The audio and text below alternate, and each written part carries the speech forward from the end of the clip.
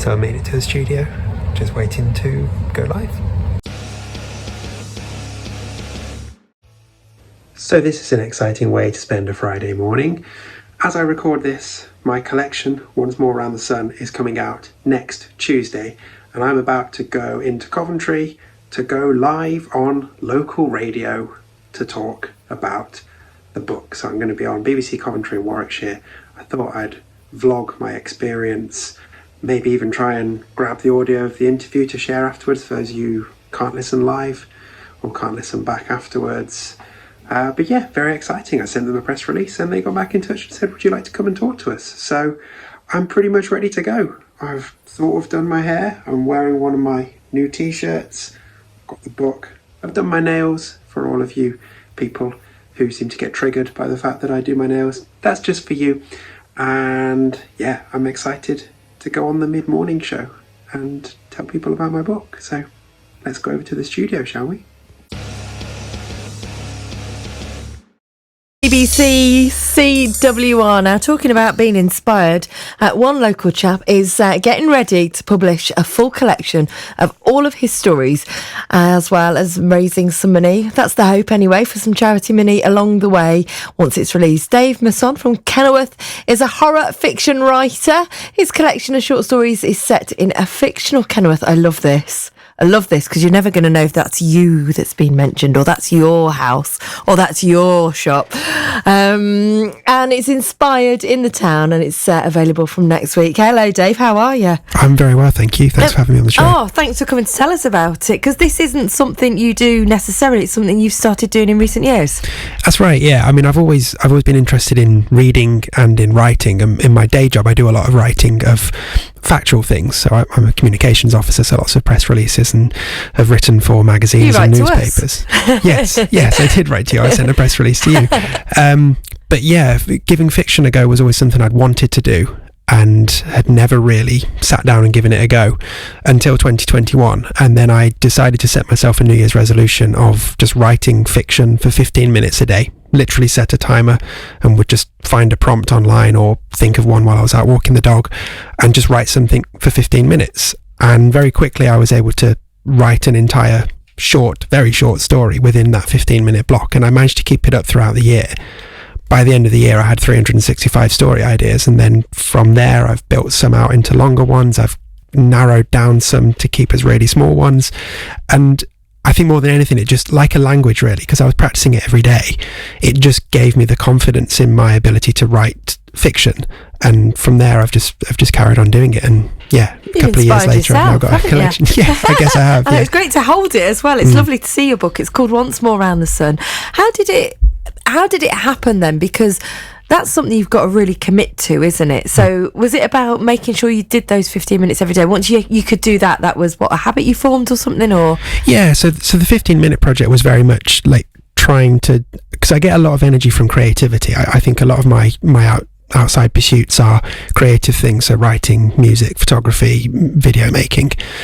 And like I say, I wanted to push myself to develop those fiction writing skills. So yeah, it was very much do the 15 minutes like on my lunch break or on a coffee break from work or something.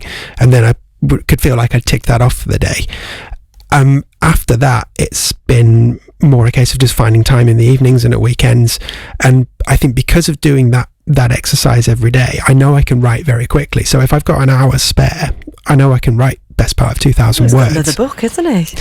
That sounds a lot in a short space of time as well. I'm one of these people who I do struggle to write. I kind of visualise things more, or say it, and then when it comes to writing on paper I find it really hard sometimes. So it is, though, because we do it for radio, I guess, and we write scripts and prepare notes and things like that. So I guess we hone that skill as well. You don't realise you're doing it almost. It becomes that habit, or like practice makes perfect, I guess, doesn't it, with it? Were you surprised that you were able to commit to it? Were you surprised that it happened? Were you kind of... Yes and no. I mean, when you set a New Year's resolution, it's always a bit like, well, let's check in February and see how you're actually doing. But at the same time, like I said, I get a lot of energy from doing my creative projects, and I really enjoyed this very quickly. And having two small children as well, like I'm very conscious of making the most of any free time I do have. So having that motivation to come back every day, and then since then knowing that I wanted to put a collection together, starting to build a bit of a following online and build a bit of an audience and get stories published here and there, that's extra motivation. And like, you know, when you're perhaps feeling a little bit down, and then you go and check what people are saying in reviews of your work, and you see some nice comments and some nice ratings, and that kind of gives you a lift again. So it's, yeah, I just keep coming back to it and keep enjoying it, really. See, I don't start New Year's resolutions in the new year. I've started mine last month because I feel that you can be under so much pressure. So I deliberately don't do them. So I've bought one of these habit trackers, and I've got different habit trackers for different things. And if I've got a little list that I'm trying to make sure I tick off. Some of them are really basic, right? And you'll think I'm ridiculous, but I forget to drink enough water in the day because I'm one of these that gets really easy distracted. I'm here, there, everywhere. Got my little habit tracker, and I know that I've drank it. I know that sounds pathetic to some who are like, for goodness sake, just have a drink of water. But I forget. So it's making the time and committing, isn't it? Yeah, exactly. But it's something I've started doing. So I'm hoping by the new year, this is just a way of life for me. And I've got my plans and my trackers and things like that. At what point did you go, I've nailed it, I've done it, or this can actually become something? This can be that book that I wanted to write. I think the realization was when midway through 2021, when there was an open call for a carnival fairground themed anthology that two friends of mine were co-editing, and I decided to write a story for it, and the idea came into my head very quickly. And again, because I was then in the habit of writing, I was able to write, it was like an 8,000 word story, and I was able to write it over a couple of evenings, and that got published, and that was a real confidence boost. And that is the 5th story in this collection, and that gave me the confidence to not only carry on with my writing, but also think, well, actually I can write for more than 15 minutes and put together a cohesive story. So it was really that, certainly, so by April, May time, I was confident that I could sit down and write. And then even though I don't necessarily crave other people's validation for my work, which is why I'm self-publishing, but at the same time, having somebody say, yeah, this is good enough, we'd like it in our collection that we're curating and we're going to put out to the world, that was really, really empowering. Yeah. Oh, amazing. Well, listen, we've got the book. We're going to talk about that in a few minutes' time after a song. BBC CWR. I'm in conversation with Dave Musson, who has just published his first book, local author, who has been explaining how he challenged himself to have a go at writing creatively by doing 15 minutes a day, every day for a year. That was his New Year's resolution. Not only did he stick to it, which is pretty rare, let's be honest, but he's now at a point where he can curate and publish a book as a result of it. What's the structure of the book then? It's called One More Round the Sun, A Year of Dark Stories. Whoa. Do I need that sound effect somewhere? Yeah, definitely. It's never too early for spooky sound effects. So it's a collection of short stories. I think short stories are a vital part of the horror fiction community. It's where a lot of authors cut their teeth, and it's something I really enjoy writing. And the connecting thread between all of them is that they're all set in and around a fictional town in Warwickshire called Kingsworth, which is my homage to Kenilworth, where I live, and also Stephen King, who is my favourite author. And it's one story for every month of the year, with a bonus story for December as well, because that's the time of year we give out presents.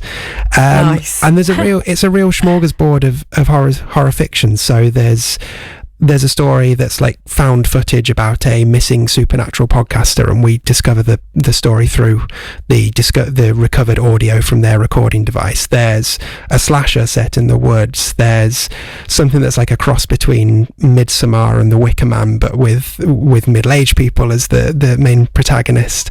There's deep sea fears with big sharks. There's creepy kids. There's Christmas stuff. Yeah, like I say, lots going on, lots to explore, and something for everyone if you like spooky stories, I think. And you did say that it's been inspired by Kenilworth, set in the fictional town of Kingsworth. Fabulous name, by the way. Can we reference any of it? Is there anything in there that we'll recognise, we'll know, or is anyone going to read this and go, oh, that's just like our Julie? Do you know what I mean? Is there anything going on in here somewhere? Well, I suppose there's always that risk. I mean, I don't know exactly what's going on behind everyone's closed doors, so there may be things that have just come to me in the ether that are actually happening. There's a couple of stories in there that are definitely the the inspiration that got me thinking, I could create a place here. So the slasher that I mentioned, the October story, that's set in some woodland that is very much inspired by some woods that my wife and I and son went for a walk around, and the woods had these like handmade signs up that I just found really endearing, but also a little bit creepy as well, and that got my brain thinking. Are they in the illustrations? Because you've got illustrations as yes, well, haven't you? one Cool. of the illustrations is definitely inspired by one of those signs. Okay. So that's one, and then there's another story, the story for November, which is set in a version of the nursery that my sons go to, and was very much inspired by a real event. So one time I picked up my son from nursery, and he had just a couple of spots on his face, and the staff were not worried about it. They'd done all the checks that he hadn't got a temperature or anything, and they went away really quickly. But it was just something like that. That's what can trigger a story idea for me. So a thing, an image, a sign in the woods, that can set my brain going. So those are the ones that really got me thinking, oh, there's something here. And I've got more stories in the works that are planned in the town, and I want to make the town a bit more of a character in future works as well. So like a version of Abbey Fields, for example, is appearing in a new story. The hotel, the town centre, all of those kind of things, the bookshops, that kind of stuff. I love it, because you just be reading, you'd be like, oh, really? Is that how I've been interpreted? And it might not be you, but you might recognise you as you. This is wonderful, and just the fact that you set yourself that goal, you set yourself out to try and do it, set that resolution, and now you've got a physical book that's in my hand. That's so impressive. Congratulations. What an achievement.